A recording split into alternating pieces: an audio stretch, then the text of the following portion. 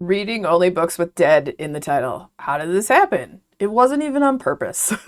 I went to the library and I picked up a bunch of random books. They were all just random things that I was like perusing the shelves and I was like, oh, that looks interesting. Oh, that looks interesting. Oh, that looks interesting. And all of a sudden I had several books with the word dead in the title. And then I was like, well, I should make a video about books with dead in the title that I read. So let's talk about all the books that I read recently that had that word in there. And we'll start with the book If the Dead Belong Here by Carson Faust. This story, super weird, eerie, strange, paranormal. There's this little girl named Laurel. She is 6 years old. She has a sister, Nadine, who is considerably older, and then their mom, Aita, and their aunt Rosebud also lives with them. And they all live in this house. And it's the story of what happens when the youngest goes missing. And you dive like head first into this story. But also you need to know that the women in this family have a whole history of being healers and seers and what one might call witches, but they were more almost something else. Also, they're from a Native American background.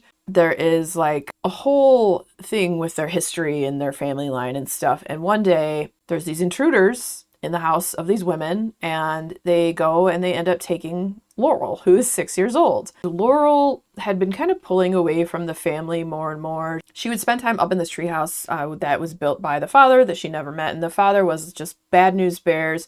And it seems like the women in this family all have a history of just being with really horrible, abusive men. So you get some of the backstory of that as you get into this story, and you also have flashbacks in time going to like the 1800s and then the 1900s and then present day and such. Yeah, Laurel had been pulling away. And she'd also been talking to like these invisible friends, and she started drawing pictures of these invisible friends that had like hoods and they seemed kind of like of shorter stature and they had like weird, wiry, long black hair and such. Aunt Rosebud, who lived with them, and the reason Aunt Rosebud lived with them is because Aita, when her abusive, horrible husband, who used to beat her all the time, finally left, his name was Baron, she couldn't even take care of her one daughter, Nadine. And she was also pregnant at the time with Laurel. Like, she wasn't even buying her food and, you know, raising her. And so at some point, Nadine, like, reaches out to Rosebud, and Rosebud comes and, like, helps take care of them. Aita this whole time is just drinking herself to death.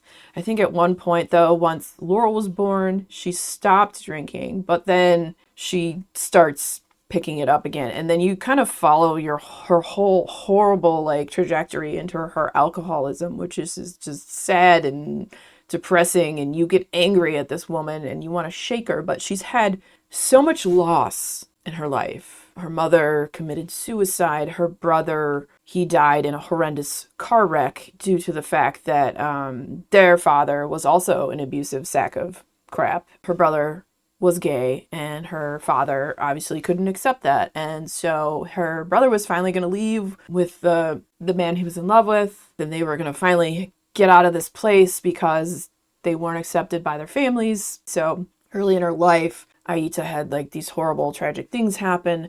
And then her husband left. And even though he would beat the crap out of her, she was still all messed up after that. Like I said, her Aunt Rosebud had to come and take care of Nadine, her daughter. When she loses Laurel, she just spirals deeper into this alcoholism. And like, have you ever seen any of that in your family or had friends who fall into that deep dark hole? It really sucks. And it's like something that's just it's hard to read about, and it's hard not to get angry about it when you see that in a book and you're just like, what is wrong with this mother? Like, why can't she be the mother to the child she still has her? But then again, she's lost all these people and just she can't get out of her own head. But then they start to think maybe Baron found out about Laurel and Baron took Laurel, the crap husband. Like, maybe he found out, oh, I had a daughter and he's not a good person, so he'd maybe want to punish Aita and this, that, and the other. And so you go down this weird trajectory of the story where they think, oh, maybe it was that. But then you also get to with Aunt Rosebud where they think, hey, it might have also been these people of the forest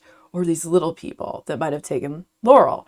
Because we come back to the imaginary friends and all of this stuff. And as you get into the history of these women, other people in the family had also encountered these little people and seen them. And also, and then Aita's mother, Prentice, was almost taken by those little people before. Was it the husband or was it these people of the forest? So it's a weird and sad and emotional and heartfelt and so many things. I thought it was really good. However, if you are not into paranormal stories and you think they're kind of woo, this might not be an enjoyable read. I love paranormal stuff. That's a vibe that I am into. But if that's not something you typically like, you might just kind of like roll your eyes and be like, oh, this is kind of whatever, and not enjoy it as much as if you're a person who's into that kind of thing. So if you like paranormal stories, stories of family and coming together, finding your inner strength and trying to find healing in this horrible broken place that we live in,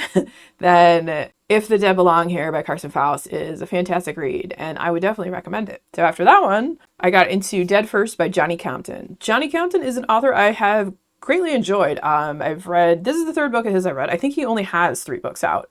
The first one was Spite House, which is a haunted house story. I like that one.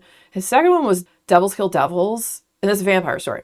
Loved that one. I thought that one was pretty awesome. And then this one's also very paranormal-ish. Another one of those ones that I would kind of say the same thing. Like, if you're not super into weird as heck paranormal stuff, and I would say paranormal and witchy, the whole premise is there's this really wealthy guy named Saxon Braith, and he can't die. And he hires a private investigator to find out, like, why he can't die. And, you know, obviously she's probably not going to believe this. When she gets there, his assistant is there, Remy. She's like kind of trying to hurry Saxon along to the point. She's like, can we just like show her? And then she just stabs him through the head with a freaking fire poker. This dramatizes our private investigator, Shyla. She runs for the door. I mean, what do? You see someone, and then he starts to heal like almost immediately. And she's like, I don't know if I want to do this, but he's going to pay her a lot of money, which would be good for her. She could help out the rest of her family. But she also at the same time is like, oh, this just seems like bad news bears getting involved with this guy. You know, you always think like they have an ulterior motive, which is very likely. Eventually she does decide she's going to take the job and try to figure it out. She ends up speaking with her ex, Jin, and she is like a psychic who Shyla wasn't quite sure if she actually believed that Jin was psychic. But then Jin had kind of told her some stuff that, first of all, ended up like making Shyla run and ended their relationship. But they kind of remained cordial and friends. And so Jin had actually referred Shyla to the Saxon guy because Shyla's prior job was working with this other guy who, his case was he thought he might be the Antichrist. So Saxon knows she's had some dealings with like weird as heck paranormal stuff. So maybe this is, you know, just another step in that weirdness direction. It's a little much to take though. You see someone stabbed through the head with a freaking iron and then it starts to heal by itself. So yeah, she tried to run out the door and would throw up, but the door was locked, and then she decides to take the job. She starts working with Jin again, and she starts to like delve into this guy's background and find out any kind of people that was connected with him. And then she finds out this information about this like weird hotel that might have some information in the library and like the archives, which is on this, I think it's like the 4th floor. There's a room you can rent. She tries to rent it, but it's not available till like months down the way. And then she's like, okay, well, I'm gonna go there and just try to like whoever's in that room, try to buy him out and give him like $15,000. I mean, most people, you know, if someone's like, hey, I really need this room, here's $15,000, would you not be like, we'll be out in 5 minutes? So she goes there, but when she gets to the 4th floor, stuff gets weird and like everything starts to go dark, and like she's hearing the voices and it seems like someone's at the door. She can't really see that well, and she doesn't know exactly what she's hearing. Sometimes she's not sure if it's like an actual language or maybe it is. And then these like weird whispery voices are like, we know he sent you. Like they know that Saxon sent Shyla. And so she's like, what in the F is actually going on here? And so eventually she like books it out of the hallway, doesn't even try to, whoever's in there, bad news bears, we don't know. It seems like some witchy stuff is going on. She makes it down to the lobby, and then Jin is there. And Jin, when she had talked to her prior, said, don't go there alone. And Shyla, of course, went there alone. And then they meet up and they decide they're going to like make a plan of what to do. And so also there's this bar, and apparently there's a sub basement in this hotel that seems to have weird vibes and ghosts and stuff too. And so no one's supposed to be allowed to go down there, but then that money she was going to give to the room, she uses it to bribe the bartender, and they end up going down in this basement where Shiloh ends up almost possessed by the ghost of this guy who was very evil and used to have like a connection to this Saxton Breath guy. They're still trying to dig around into like, what is it? Is it like an occult thing? Like, how did this happen? Is there some weird stuff he was getting into? And like, how does he not really know? Charlie starts to think that maybe Saxon actually kind of knows what it is and he has ulterior motives. And who are these people that knew that he was sending her? Because they start popping up too. More places they go, like more effed up stuff starts happening, and you start to see that, oh no, this Saxon guy is not a good person. And it's a messed up story. It was intriguing. I thought it was a decent read. My favorite of his is still Devils Kill Devils. That is my absolute favorite Johnny Compton book. If you read one of his books, I would say go for the vampire one, Devils Kill Devils, because I can honestly say I love that one. I thought this one was decent. I just didn't love it as much as that other one, but still a good read, especially if you like paranormal weird stories. So, what happens? What do they find out? Why is he like this? Is he the evil one? Are these other people like, who the heck are they and why are they popping up in places that Saxton is sending them to and putting them in danger with these other people? Like, what's going on there? And why is he immortal?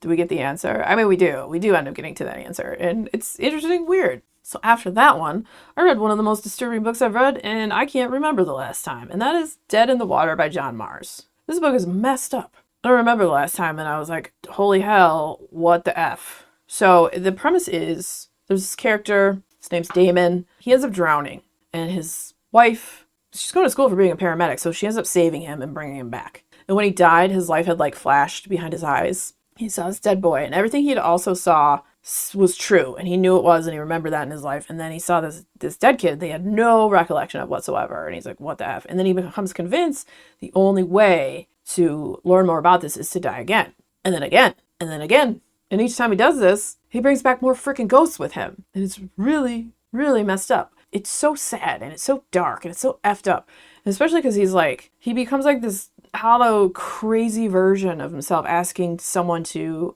repeatedly kill him and bring him back.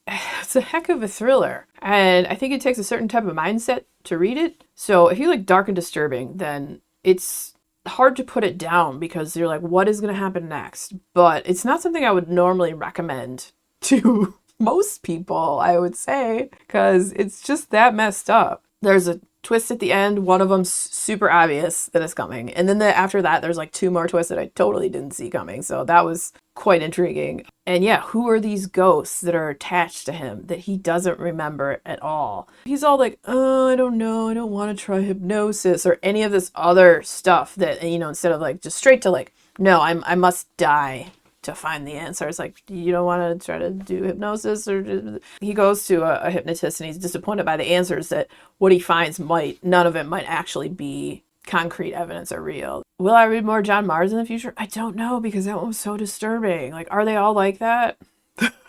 Are all his books like that? Holy hell. Out of all of these, I think my favorite was If the Dead Belong Here. I really liked that story. It's rich and in layers, and just with the family and how everyone reacts to just the trauma that has come to these women over generations, and then just all the stuff that happened in it, and what happens with the 6-year-old girl Laurel. Like, who actually took her? Does she ever come back? Like, what is happening in there? And that book I thought was pretty fantastic. So definitely my favorite. I think I'd like to do some more videos like this in the future where I find books that have a similar something in the title and then be like just reading books with this in the title or whatever. I don't know. Just an idea that I'm toying with at the moment. Do you have a favorite book with the word dead in the title? Let me know. And if you enjoyed hanging out today, hit that subscribe button, come back, see me again. We'll talk about more bookish things and weird stuff.